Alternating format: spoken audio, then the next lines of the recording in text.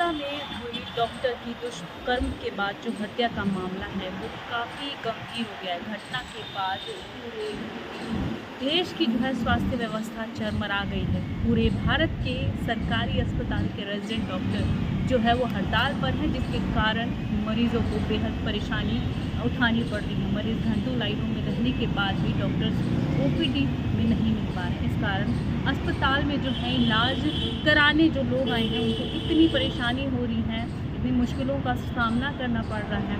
इस मामले को अब लेकिन आपको बता दूँ सीबीआई को सौंप दिया गया है। सीबीआई की टीम आज से जांच शुरू करेगी, लेकिन इसी बीच एक बहुत ही अहम नया खुलासा हुआ जिससे हड़कंप मच गया है। आरोप लगाया गया है कि जिस सेमिनार रूम में लेडी डॉक्टर के साथ हैवानियत की हदें पार की गई, वहां अचानक से रेनोवेशन का काम क्यों किया गया। सबूत मिटाने की कोशिश की जा रही है, ऐसा शक किया जा रहा है। लेकिन आरोपी वहीं बता दूं, आरोपी जो पकड़ा गया है और उसके फ़ोन में जो है काफ़ी ही अडल्ट वीडियोस देखने को मिले हैं। इसके साथ ही उसको लेकर कई खुलासे हो रहे हैं। इस केस में अब एक नया मोड़ आ गया है कि जो नया खुलासा हुआ उसमें आरोप लगाया गया है कि जिस सेमिनार रूम में लेडी डॉक्टर के साथ हैवानियत हुई थी वहाँ अचानक से रेनोवेशन का काम शुरू क्यों किया गया। लोगों ने आरोप लगाया है कि इससे साफ जाहिर होता है कि सबूत मिटाने की कोशिश की गई है।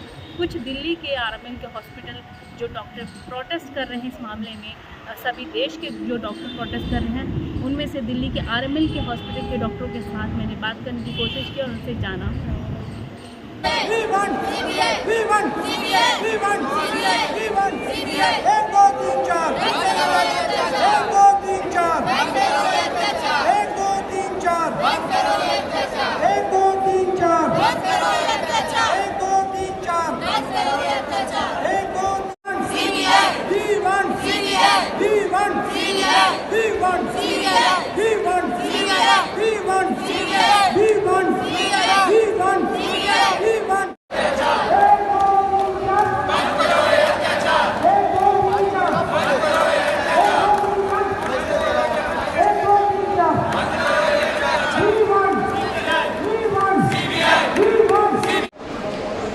कोलकाता के आरजीकर मेडिकल हॉस्पिटल में एक ट्रेनी डॉक्टर की रेप के बाद हत्या कर दी गई। इस तरह से उसके बाद जो है पूरे देश की स्वास्थ्य व्यवस्था चरमरा गई।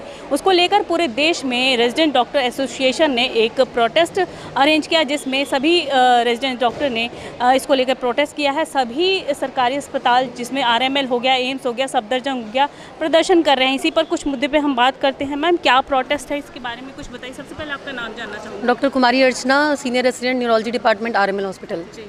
तो आपने जैसे बोला कि ये जो दुखद घटना हुई है आरजीकर हॉस्पिटल में, एक ऑन ड्यूटी डॉक्टर के साथ ड्यूटी रूम में उनके साथ गैंग रेप हुआ है और उनकी निर्मम हत्या कर दी गई है। तो ये मामला सिर्फ एक डॉक्टर का नहीं है, ये एक महिला सुरक्षा का मामला है, ये एक इंसानियत का मामला है। आप खुद सोचिए कि हम कितनी हैवानियत पे उतर आए हैं कि एक ऑन ड्यूटी डॉक्टर के साथ इस तरह की घटना हो रही है, तो हम कैसे कितने अनसेफ फील कर रहे हैं। अब बताइए हम किस बेसिस पे कैसे बिना सेफ्टी के हम काम करें। तो हम नहीं चाहते थे कि कोई स्ट्राइक हो, क्योंकि हम नहीं चाहते कि हमारे पेशेंट सफ़र करें। हमारे पेशेंट्स की हमें भी बहुत चिंता है, इसीलिए हमने इमरजेंसी सर्विसेज जो है अभी भी लागू रखी है। बट आप खुद सोचिए, एक समाज के तौर पर आप इस घृणित जो कर्म है उसको किस तरह से देखते हैं। आप अपना इंट्रोस्पेक्शन करिए, आत्ममंथन करिए कि इस मामले में आपको क्या करना चाहिए। मेरी तो पूरे समाज से रिक्वेस्ट है कि वो हमारे साथ आए, क्योंकि ये एक सिर्फ डॉक्टर का मामला नहीं है, महिला सुरक्षा का मामला है। तो हमारी बस 3 मांगे हैं। एक तो ये कि इस मामले की सीबीआई जांच हो, क्योंकि राज्य सरकार इस मामले में लीपापोती करने में लगी हुई है। दूसरी ये कि सेंट्रल प्रोटेक्शन एक्ट, जो कि डॉक्टर्स के प्रोटेक्शन का एक्ट है, वो तुरंत से तुरंत लागू किया जाए। और तीसरा ये कि आजकल मेडिकल कॉलेज में जो इररिस्पॉन्सिबल अथॉरिटीज़ है, जो कि इस तरह से इररिस्पॉन्सिबल बयान दे रहे हैं कि लड़की रात को क्या कर रही थी, तो वो ड्यूटी रूम में थी और क्या कर रही थी, उन सभी को तुरंत से परमानेंटली बर्खास्त किया जाए और दोबारा उनको बहाल ना किया जाए किसी भी ऊँचे पोस्ट पे।